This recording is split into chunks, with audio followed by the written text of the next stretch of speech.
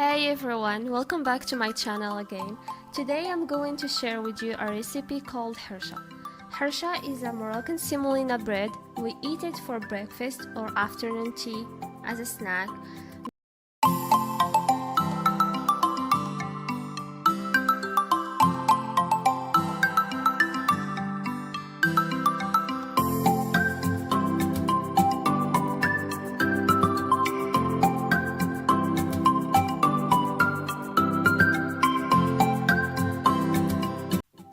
In a large bowl, combine all the dry ingredients except the dry yeast mixture and the butter mixture, which contains butter, vegetable oil and milk.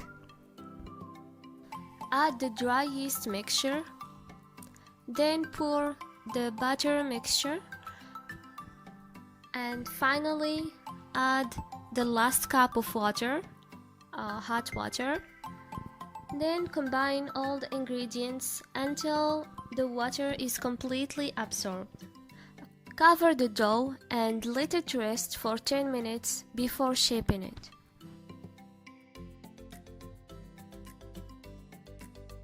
The dough is ready. As you can see, fine semolina absorbed all the water and the ingredients. Don't worry if the dough is a little bit elastic because we will use fine semolina while working it. Sprinkle the work surface and the dough with fine semolina. You have the choice to either flatten the dough and use a cookie cutter to make cute size harsha. Here I'm using a cup. I don't have a cookie cutter. Or you can make small balls and roll each one of them in semolina. In the meantime, turn on the heat to medium and heat up your pan. The discs should be a little bit thicker, a bit thicker. If they are thin, the harsha would be crispy, and that's how my mom likes it. If the harsha is thicker, it will be soft inside, so you have the choice. I forgot to mention that you can use parchment paper when shaping the discs, so it's easy to transfer them to the pan. Reduce the heat to low, otherwise the harsha will burn from the outside and not cook from the inside. Cook for 5 minutes on each side. You will notice that the surface gets beautiful golden color and that the disc starts to dry. As I told you before, here is another way. Form small balls with the dough and roll each one of them in semolina. Flatten the harsha balls and use your hands to make a cute circle. The disc should be a little bit thicker.